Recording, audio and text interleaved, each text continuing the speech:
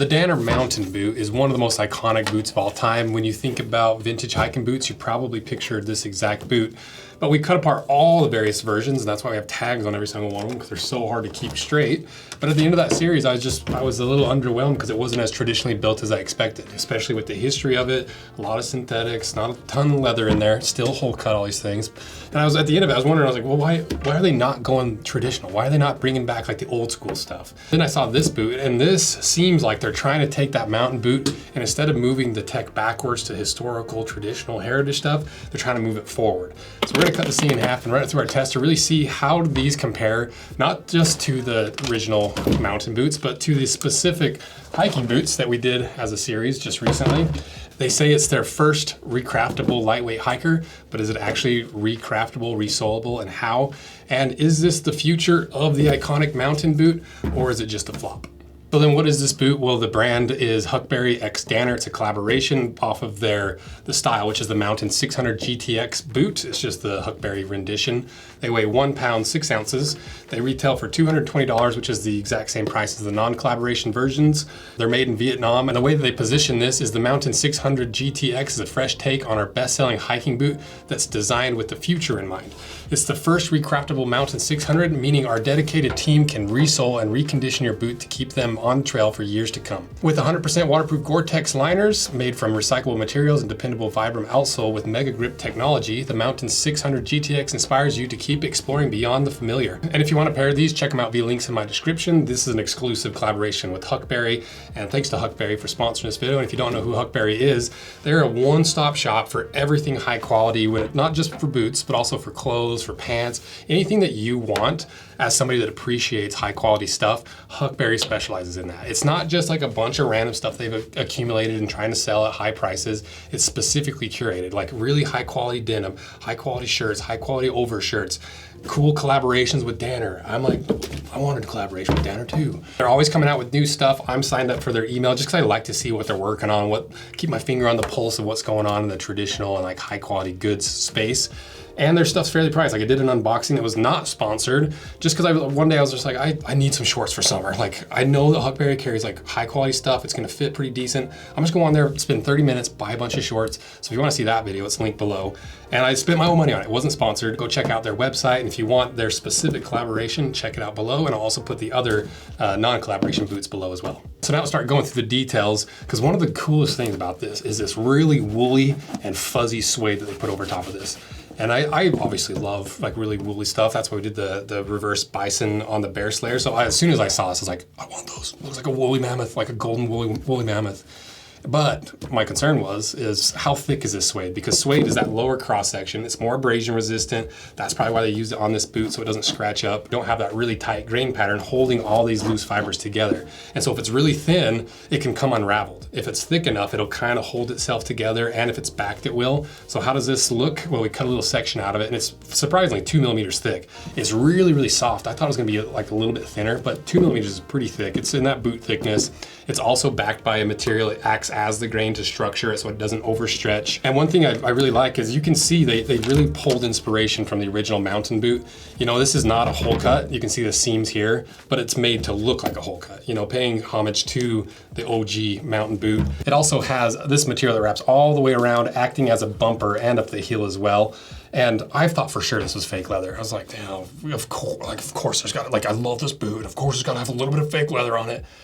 But then we burned it and it's real leather. It just kind of has that blue, black kind of hue of fake leather. And that's the value of like actually cutting these and like actually testing them and burning them. Because I honestly would have said that this was fake leather unless I looked really, really closely. But it is a really heavily coated leather. Like this basically is just a really heavy plastic on top. We burned it and you can see it fizzling and burning off.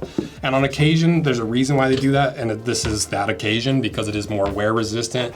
But keep in mind, as you do wear that off, that top coat is gonna come off and it's not gonna be this like really nice gradient patina. You get the extra durability out of it, but it's gonna start flaking and chunking. It's like this is just me simulating some wear. So actually it's pretty strong, you know. But you're gonna get to the point where you kick a few rocks and that black starts showing through. The function of it is to be more durable because they have that heavy coat over top, that texture over top, but it's going to start showing that black through when you really start beating these up. But at least it's real leather, and it's, I didn't even measure actually. It is 1.8, 2 millimeters thick as well. So don't love that plastic coating, but it makes sense. Then up here on the collar, I'm assuming this is where they start putting in some of the recycled materials. You know, it seems like it's a little more like abrasion resistant, heavy weave canvas. And that same material is used as the gusset for the tongue, whereas the original mountain boots, one of the coolest things of it's like this giant accordion leather tongue, but it's a pain. It's a lot of leather to break in over top of your foot. Or this is like obviously a more modern version with a canvas style bellows tongue. And overall, you know, like just that pattern, lace to toe is very similar. Everything looks very similar. It does look like a modernized version of this 60 or 70-year-old boot. But is the quality there? That's the big concern for me, because if you start looking at the inside, where a lot of these synthetic boots, like from the series, the Loas and the Solomons, which are probably the top two of that series, they basically are all built the same. You know, they have this chevron pattern, like quick drying, breathable material for the lining, same thing as this Danner. Neither of them have an internal counter cover, neither does the Danner. You pull out the insole, and it's just like an open cell foam. So internally, it's on par with all the rest of them. I wish it had an internal counter cover, you know, like I always do with every single boot, but it's hard to do that with the waterproof lining. And so we wanted to test if that waterproof lining actually works, and it passed flying colors. This suede leather does absorb a lot more water because it's a lot more open. I try to visualize it in like, suede is a lot more open, so it's like an open sponge absorbing water, versus if you took a squished sponge and tried to get it to absorb water, there's just not as much open air on the inside for that water to displace the air so it absorbs it. And that waterproof lining is a Gore-Tex lining, and that's something that, like, it's crazy how much there is to learn in the footwear industry, because we just learned that like Gore-Tex is really, really specific about like who claims it's Gore-Tex. You have to send them a pair of boots to have it tested. If it doesn't pass, you can't use the Gore-Tex name. And so anytime you see that Gore-Tex logo here, it's usually an indicator that it does pass Gore-Tex's standard for waterproof. Then if we look at the midsole, this is where it starts to get really interesting, because if you look at this, it looks no different than the Solomons. It looks no different than the Loas in the general construction, with the rubber outsole, a foam midsole, and no traditional stitching holding it all together. So I found it odd that there's no like external stitching that you could resole, because this is clearly a soft foam midsole. It comes in like a 15 to 20 Shore A, so really, really soft. They say it's a rubberized EVA, so the rubber allegedly kind of strengthens the EVA, because EVA foam it will compress faster than like a polyurethane foam, but you get a lot more squish. So by rubberizing it, the idea is you get a little bit more rebound, kind of bridging the gap between EVA and polyurethane foam. And you can see they also have this hard bumper that wraps around the heel, kind of like a New Balance. So I'm wondering if that has something to do with it. Because if you look at the outsole, same thing. There's nothing traditional about it. Like they said in the description, it's that mega grip outsole we've seen used a few different times, and it, you know, compared to these other hiking boots, it's right on par. You know, some of them had a little bit more aggressive lugs. This is a little bit closer to the more foam-based hikers, because it is a lot more articulate. You can see these relief cuts, but they're still pretty heavy lugs that are anywhere from like 4 to 6 millimeters deep. And then you also have that split heel that we saw in the, what was it, like Hoka's? Very minimal, but it is still that split heel. And this outsole is going to be pretty tough too. It comes at a 65 Shore A, so a little bit softer than like a really hard work boot leather, but still hard enough you're going to get grip, and it's going to last a decently long time. So that's everything from the outside. Let's cut this thing in half and really figure out if it is actually resolable and recraftable, how it all works on the inside, and if there's just a bunch of junk hidden on the inside, or if it's up to the rest of the boots in this category standard.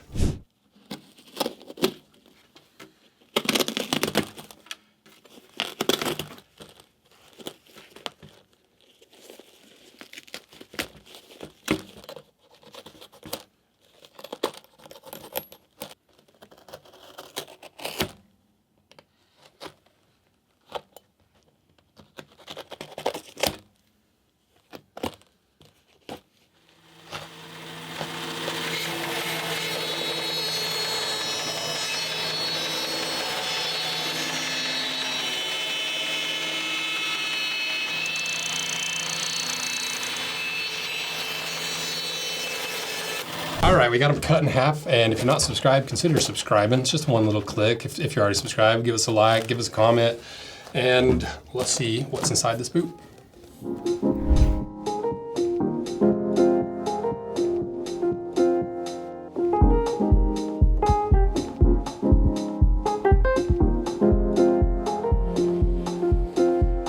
So So surprisingly, very similar to the rest of these hiking boots that we reviewed. It's very similar to the Solomon's even, because you've got that Strobel stitch lasting material.